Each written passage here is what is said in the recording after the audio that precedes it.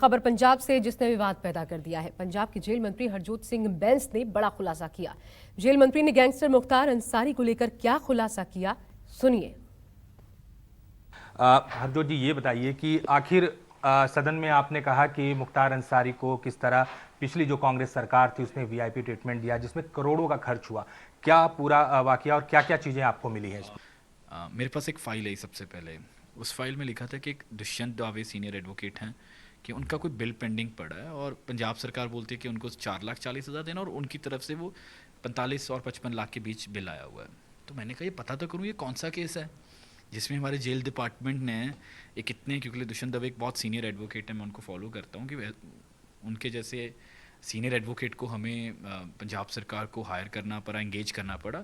So I summon the file, और जब वो फाइल आई मेरे पास तो मेरे पैरों के हेठों से ज़मीन निकल गई और उस पर फिर मैंने एक प्रिलिमिनरी इंक्वायरी करवाई अपने डिपार्टमेंट की। उसमें ये पाया गया कि मुख्तार अंसारी, जिनके ऊपर तकरीबन 55 के करीब मामले दर्ज और 10 में ट्रायल चल रहा है यूपी में, उनके खिलाफ एक एफआईआर की जाती है मोहाली में।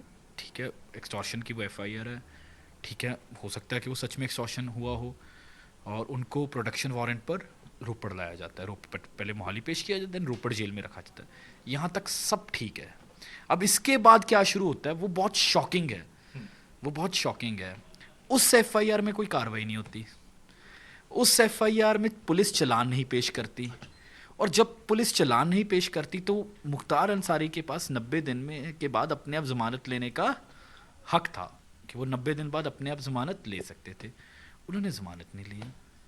उसके बावजूद यूपी की अलग अलग कचहरियों की तरफ से, कोर्ट की, मैं सरकार की बात नहीं कर रहा, सरकार से भी कोर्ट के द्वारा 26 बारी production warrant, 26 times a production warrant was issued.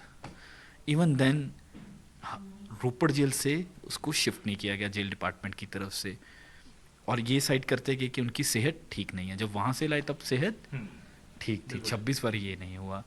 और उसके अलावा then finally UP government filed a writ in the Supreme Court of India. काफ़ी उन्होंने अप्रोच किया, प्रोडक्शन वारंट भेजे, जब सब कुछ भी नहीं चला तब खैर और सुप्रीम कोर्ट ने इसके काफ़ी सख्ती लेकर हुए उनको बोला कि we have to shift him in 15 days. तब जाकर उनको शिफ्ट किया गया 15 दिन में। अब इसमें और बहुत सारी चीज़ें हैं, मैंने पता करवाया तो मुझे ये बताया गया कि वहाँ रोपड़ जेल में, and this is on the file, ये फाइल पे ये चीज़ें आई हैं, प्रिलिमिनरी इंक्वायरी है, बाकी तो पुलिस इन्वेस्टिगेशन करेगी, कि 2 बैरकें जिसमें 25-25 आदमी आ सकते थे उनको खाली करवाया गया। और ऑलरेडी मैं आपको बता दूं पंजाब की जो जेलें वो 130% पर ऑपरेट कर रही हैं। यानी जितनी हमारी कैपेसिटी के हिसाब से हम 130%, और रोपड़ भी अपनी कैपेसिटी से ऊपर ही ऑपरेट करती है, वो 130% के ऊपर ही ऑपरेट करती है। और पंजाब की सारी जेलों में हमारे पास तकरीबन 23,000 की कैपेसिटी और 26,000 के करीब हमारे पास कैदी और इनमेट्स हैं। सो जहाँ हमारे पास already we are operating at more than the capacity, वहाँ 2 बैरकें खाली करवाई गई और उनको टोटली वो अंसारी के लिए छोड़ दी गई, जहाँ पर वो जिससे चाहे वो मिलते थे, और अगर कोई ऑफिशियल मिलना चाहे तो वो अलाउड नहीं था, सबके लिए ओपन एंट्री थी। यही नहीं, उनका सारा परिवार रोपड़ में रहता था, उनको जेल में फ्री एक्सेस था, उनकी वाइफ सुबह आती थी, देर रात तक वहाँ रुकती तो निकल जाती थी।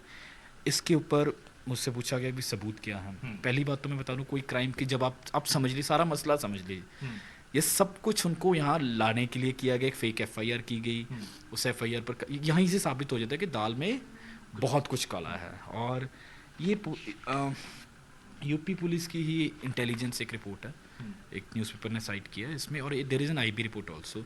तो इनके परिवार के ऊपर भी मुकदमे थे, इनकी बीवी के ऊपर भी मुकदमे थे। हाँ, यूपी पुलिस उनकी वाइफ को भी ढूंढ रही थी।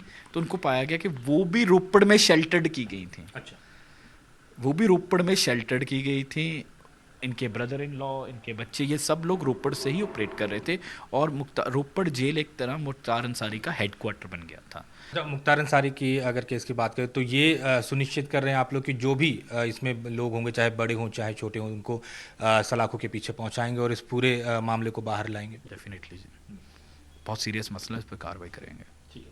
तो ये थे जेल मंत्री जिन्होंने कहा कि इस पूरे मामले पर इन्वेस्टिगेशन होगा और जो भी इसका जिम्मेदार होगा उसको सलाखों के पीछे पहुंचाएंगे। चंडीगढ़ से कैमरा पर्सन इंद्रजीत के साथ अमित पांडे, न्यूज़ 24।